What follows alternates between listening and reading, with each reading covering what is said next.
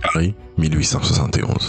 Le ciel s'embrase et les rues se parent de lueurs incandescentes, comme si la ville était en proie à une danse macabre entre feu et fumée.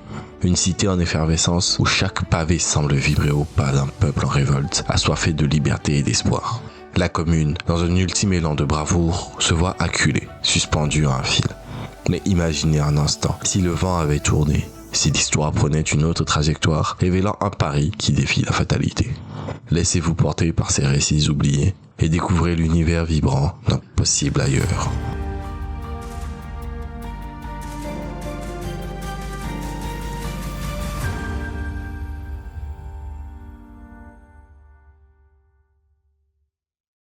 Mars 1871. Alors que la France ploie sous le poids de la défaite face à la Prusse, le gouvernement s'exile dans le confort froid de Versailles, abandonnant une capitale enflammée d'espoir. Paris, ce cœur battant de révolte, ne se laisse pas dominer. Dans les quartiers animés, les ateliers, les cafés, partout, le murmure d'un rêve d'égalité se fait entendre. Le peuple, épuisé par l'injustice et la misère, s'unit pour donner naissance à la Commune. Cette audacieuse tentative de bâtir un monde plus juste et égalitaire. Des barricades se dressent, non seulement comme des défenses physiques, mais comme des symboles d'une volonté inébranlable. Mais dans ce tableau de révolte, la réalité est implacable. Les forces versaillaises, armées d'un ordre ancien et d'une volonté de restaurer le passé, se préparent à écraser cette flamme naissante. La semaine sanglante, telle une ombre funeste, promet de noyer Paris sous un flot de sang et de désespoir, en emportant plus de 20 000 vies. C'est le récit que vous connaissez, un souvenir amer d'un rêve brisé, mais au cœur de la tourmente, une possibilité insoupçonnée se dessine. Imaginez que dès l'aube du 25 mai, alors que le ciel est encore teinté des premières lueurs de l'espoir, les communards se réunissent dans une pièce faiblement éclairée du quartier latin. Là, des regards déterminés se croisent. Des figures emblématiques, ouvriers, artistes, penseurs avant-gardistes, tracent en secret les grandes lignes d'une stratégie révolutionnaire.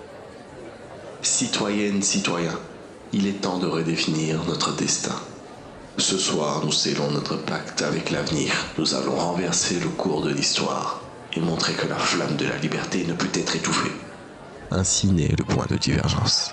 Une offensive éclair se prépare. Dans un frisson de courage, les communards lancent une attaque surprise qui surprend et désoriente les troupes versaillaises. Les barricades, d'abord fragilisées par les assauts, se reforment rapidement, plus robustes, plus organisées, défiant toute logique militaire.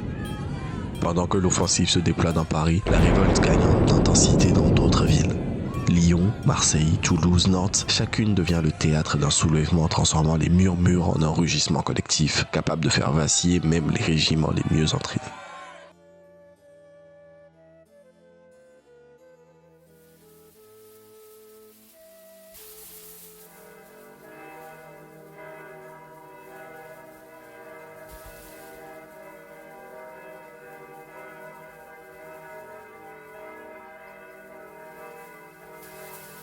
Le 1er juin 1871, sous l'arche imposante de l'hôtel de ville, un moment historique s'installe.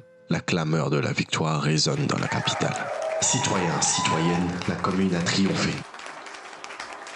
Pourtant, au-delà de cette célébration éphémère, le chemin vers la Renaissance se révèle semé d'embûches. La reconstruction ne se limite pas à rebâtir des murs, mais implique de réorganiser une société tout entière. Des délégations de conseillers et d'émissaires sont envoyées dans les provinces, apportant avec eux le flambeau d'une confédération communarde naissante, symbole d'un rêve collectif en quête de maturité. Dans les ateliers, les usines se transforment en coopératives où chaque ouvrier devient artisan de sa destinée. Les écoles, autrefois austères, s'ouvrent en véritables foyers de savoir, éclairant l'esprit des plus jeunes d'un savoir nouveau. Et l'ancienne armée, vestige d'un passé rigide, cède sa place à une garde populaire, symbole éclatant d'un renouveau démocratique. Le monde entier retient son souffle. Tandis que les regards se tournent vers Paris, les grandes puissances, la Prusse, l'Angleterre, la Russie, oscillent entre appréhension et fascination devant cette révolution inattendue. Dans les salons feutrés des assemblées publiques, la question se pose avec intensité. Et si ce modèle pouvait inspirer une refondation de notre société ? Sur les murs de la capitale, de nouveaux slogans émergent, vibrant d'espoir et de défi. L'avenir nous appartient. Pourtant, derrière ces cris de victoire se cache l'incertitude d'un avenir en construction. Chaque jour, les citoyens se mobilisent pour transformer cette utopie en réalité, conscients que le chemin vers une société idéale exige persévérance, dialogue et innovation.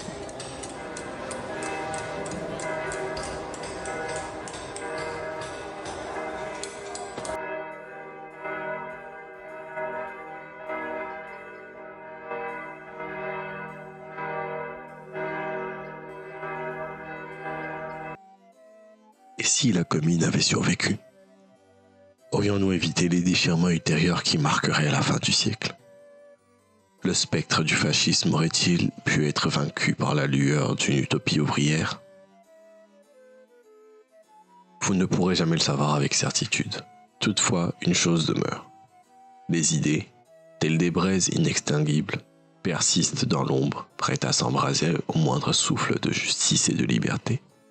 Chaque murmure, chaque acte de défi se transforme en un chant d'espérance, illuminant la nuit la plus sombre d'un futur incertain. Ce récit vous invite à repenser votre passé pour mieux imaginer votre avenir. Que ce rêve éveillé d'un Paris libéré, d'une commune triomphante et d'un ordre nouveau, soit pour vous autant de méditation sur la fragilité de l'histoire que sur la force inébranlable de l'espoir collectif. Merci d'avoir passé ces quelques minutes avec moi. Que chaque note, chaque mot, chaque souffle de liberté vous accompagne et vous rappelle que parfois, l'histoire se cache dans les interstices de vos rêves les plus audacieux. À très bientôt pour un nouveau voyage dans les rayons des archives alternées.